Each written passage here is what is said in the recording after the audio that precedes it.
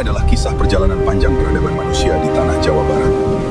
Manusia purba pertama kali menginjakkan kaki di tanah subur Jawa Barat. Dengan ketekunan, mereka mulai menciptakan alat-alat dari batu. Gua-gua alami menjadi rumah dan perlindungan bagi mereka. Mereka berburu demi bertahan hidup di alam liar. Api ditemukan, mengubah segalanya bagi umat manusia. Menguasai api adalah langkah besar dalam evolusi manusia. Manusia mulai beralih dari berburu menjadi bercocok tanam.